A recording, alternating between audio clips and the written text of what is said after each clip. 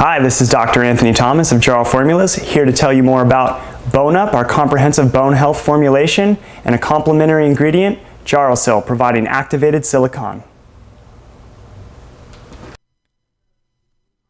The skeleton provides structural support and protection of vital internal organs, permits movement, and the maintenance of mineral homeostasis and acid-base balance. The bone matrix consists of protein and mineral. The protein is called the organic matrix and is synthesized first. Then mineral is deposited, called mineralization.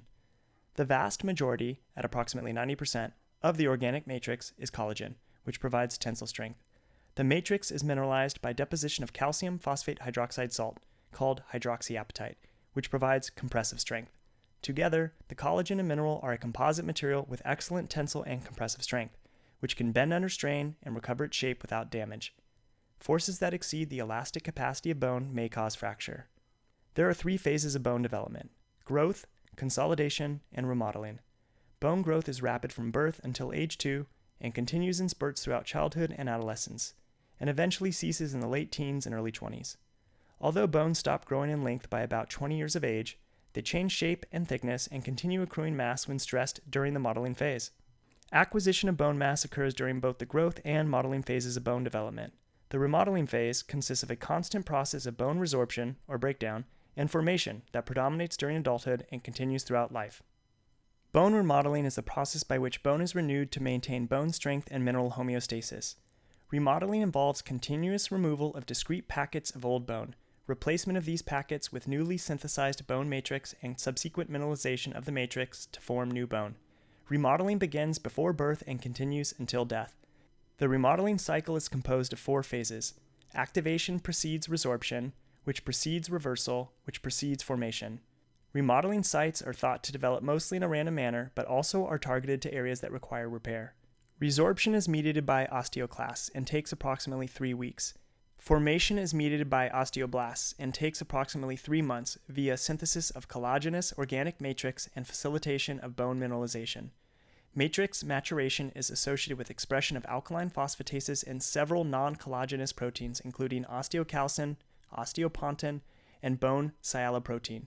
It is thought that these calcium and phosphate binding proteins help regulate ordered deposition of mineral by regulating the amount and size of hydroxyapatite crystals formed. Low bone turnover leads to accumulation of microfractures.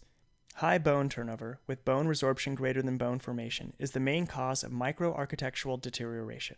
Considering the bone remodeling transient and length of time required to complete a remodeling cycle, a minimum of 2 years is estimated to be needed to realize steady-state treatment effects on bone mineral density. The skeleton is the major body storage site for calcium. A healthy adult contains approximately 1 to 1.3 kilogram of calcium, and 99% of this is in the form of hydroxyapatite in the skeleton. The remaining 1% is contained in the extracellular fluid and soft tissues. The concentration of ionized calcium in the blood and extracellular fluid is tightly regulated within a narrow range by multiple hormones because of the critical role calcium plays in a wide array of cellular functions throughout the body.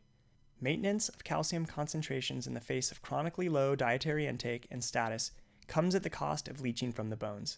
1,25-dihydroxyvitamin D, or calcitriol, the primary biologically active form of vitamin D, increases blood calcium levels by promoting absorption of dietary calcium from the gastrointestinal tract and increasing reabsorption by the kidney, thus reducing the loss of calcium in the urine. Calcitriol also stimulates the release of calcium from the bone via indirectly activating osteoclasts. Calcitriol acts in concert with parathyroid hormone, which also stimulates the generation of calcitriol by the kidneys. Bone is a living tissue that is continually renewed. Old bone is broken down and new bone is made, a dynamic process termed remodeling, to maintain bone mass and strength. Cells called osteoclasts dissolve or resorb bone, whereas osteoblasts, bone-forming cells, make bone and suppress the activity of osteoclasts. Bone mass and density accumulates from birth through young adulthood, but declines with advancing age as bone resorption exceeds bone formation after approximately 30 years of age. This rate of decline is especially high in women after menopause, and reduced bone mineral density increases risk of osteoporosis and fracture. Attaining one's peak bone mass is the product of genetic as well as lifestyle and environmental factors, primarily nutrition and physical activity for the latter. Thus, diet and exercise are known to contribute to bone mass acquisition, but only within an individual's genetic potential. Acquisition of bone mass during the growth and consolidation phases are likened to a bone bank account. Maximizing peak bone mass is important when we are young in order to protect against age-related bone loss. Globally, osteoporosis affects 1 in 3 women and 1 in 5 men, with no discrimination based on geographic region. The greater peak bone mass and density acquired earlier in life and the slower the decline results in reduced risk of osteoporosis and fracture later in life. A 10% increase in peak bone mass is estimated to reduce the risk of osteoporotic fracture in adult life by 50%. Bone requires far more than calcium and vitamin D for optimal health and function, as multiple micronutrients and vitamins are essential cofactors for bone metabolizing enzymes including vitamin K, C, copper, zinc, manganese, and silicon, to name a few. Jarrow Formula's BoneUp is a comprehensive bone health formula featuring calcium as StimuCal microcrystalline hydroxyapatite, as well as vitamin K2 as menaquinone 7. Jarrowsil activated silicon as bioavailable stabilized orthosilicic acid is recommended for use in conjunction with BoneUp to further support bone health. StimuCal is a 100% natural, pure bone protein complex providing both the organic and inorganic constituents found in healthy bone derived from free-range New Zealand cows. Importantly, multiple clinical studies have demonstrated supplementation with this bone protein complex is superior to supplementation of calcium salts to prevent bone loss in adults. Despite good clinical evidence to support a causal relationship and evidence to the contrary, there have been concerns raised as to the potential adverse cardiovascular effects of calcium supplementation due to spikes in ionized blood calcium. Regardless, ingestion of StimuCal resulted in a 45 to 49% lower peak blood ionized calcium level compared to calcium citrate or calcium carbonate, and the peak average increase was not significantly different from a no calcium placebo, as shown in an independently designed, randomized, placebo-controlled clinical trial of 100 postmenopausal women. Natural menaquinone 7, abbreviated MK7, is the most effective supplemental form of vitamin K to improve body status and support vitamin K-dependent functions in the body. Jarrow Formula's MK7 features Vita MK7, which is derived naturally from a patented biofermentation process of Bacillus subtilis subspecies natto cultures isolated from a commercial natto supplier in Japan. This bacillus is considered the only bacterium needed to produce true natto rich in natural vitamin K2 as MK7. Vita MK7 is totally natural, and its unique, patented production process guarantees no chemicals, solvents, additives, preservatives, or synthetic processes. The proprietary purification process results in essentially pure, all-trans bioactive isomer that avoids photooxidative damage. Osteoblasts produce the vitamin K-dependent protein osteocalcin, which facilitates the incorporation of calcium into the bone matrix. Thus, insufficient vitamin K availability to activate osteocalcin via carboxylation impairs function and is associated with increased risk of osteoporosis and fractures, whereas higher vitamin K status is associated with greater bone mineral density in both children and adults, along with reduced fracture risk. In a healthy adult population, approximately 30% of circulating osteocalcin is undercarboxylated, suggesting a state of subclinical vitamin K deficiency in healthy bone tissue. Furthermore, the percentage of undercarboxylated osteocalcin is further increased in postmenopausal women compared to premenopausal. Deficient vitamin K intake and status has also been observed in healthy children and adolescent populations, a critical period of bone growth. Supplementation with MK7 has been shown to significantly reduce levels of undercarboxylated osteocalcin in healthy males and females aged 3 to 18 years. Low vitamin K status is common in newborn infants due to limited vitamin K transport across the placental barrier, poor maternal vitamin K status, and low vitamin K content of breast milk. Increasing maternal intake of vitamin K has been shown to improve maternal vitamin K status and indices in newborn infants, as well as increase the content of breast milk. Thus, vitamin K plays an important role in bone health at all stages, and regular supplementation with MK7 is advocated, particularly among pregnant and breastfeeding women, children and adolescents, pre- and perimenopausal women, and the elderly. Osteocalcin is produced by osteoblasts during bone formation, is the most abundant protein in bone after collagen, and is indispensable for bone mineralization. Fully carboxylated osteocalcin is positioned within hydroxyapatite and binds calcium strongly to consolidate calcification of the hydroxyapatite crystal lattice. When undercarboxylated, the calcium binding capacity of osteocalcin is greatly diminished. Nuclear vitamin D receptor signaling positively regulates osteocalcin gene expression in osteoblasts to increase its synthesis. Multiple in vitro studies have shown treatment of bone tissue with vitamin K2 decreased osteoclast formation and activity to reduce bone resorption in response to prostaglandin E2, a potent stimulator of osteoclastic bone resorption. This graph shows that co-incubation of bone tissue with MK7 and TNF-alpha, a pro-inflammatory cytokine that induces prostaglandin E2 release, abolishes the induction of prostaglandin E2. Inflammation plays a causal role in cardiovascular diseases and bone deterioration. Both vitamins K and D have been shown to reduce indices of inflammation. Another vitamin K-dependent protein, matrix GLA protein, operates predominantly in the extracellular matrix of soft tissues, such as blood vessels, heart, lung, kidney, and cartilage to downregulate calcium deposition.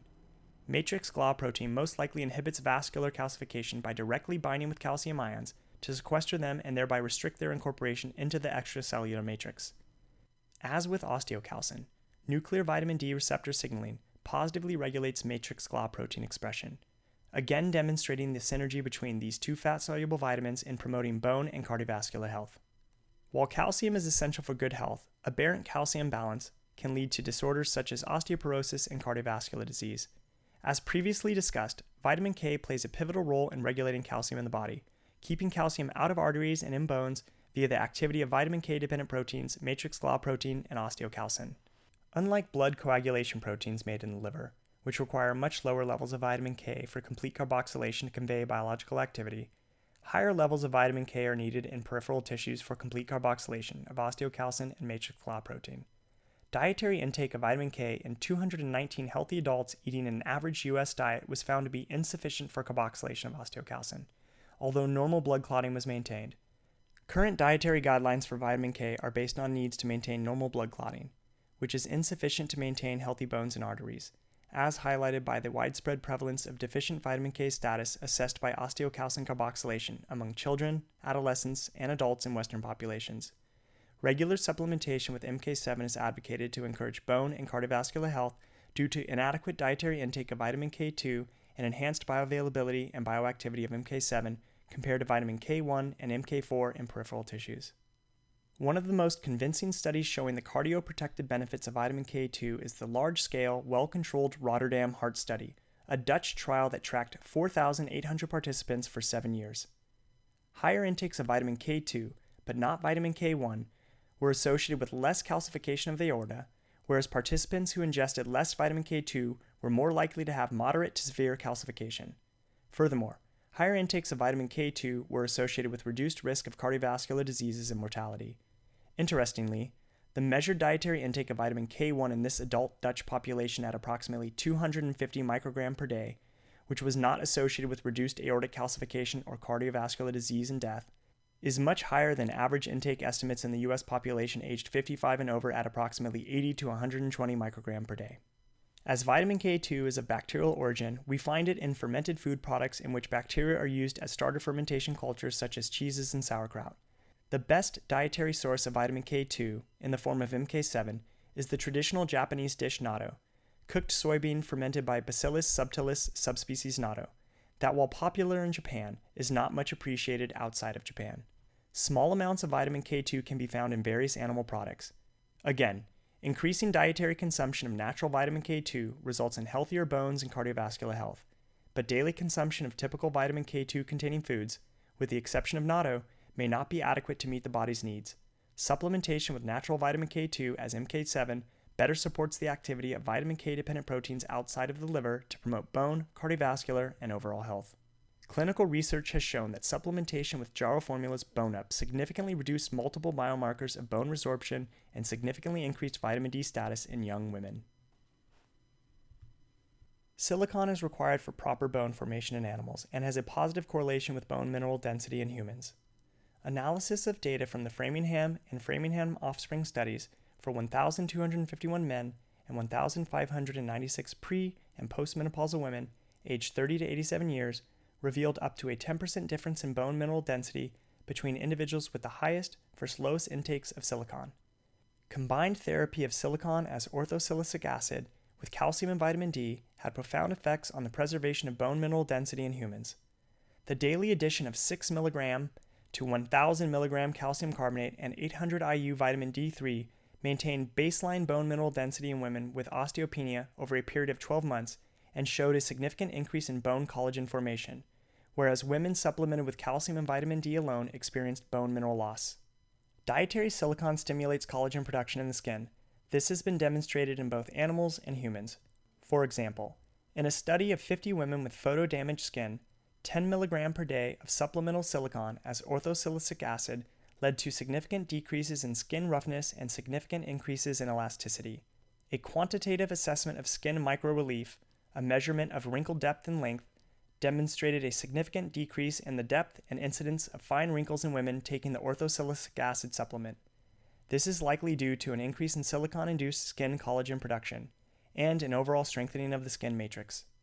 The strength and flexibility of our arteries and the resiliency of our bones are both due to proper formation of collagen in these tissues. In fact, the calcium and other minerals in our bones are held in place by a matrix of mostly collagen protein. It should come as no surprise then that silicon has roles in supporting collagen production in these tissues, leading to improvements in skeletal and cardiovascular health. In short, the trace element silicon, in its simple role as a promoter of collagen production, has widespread roles in the health of several bodily systems.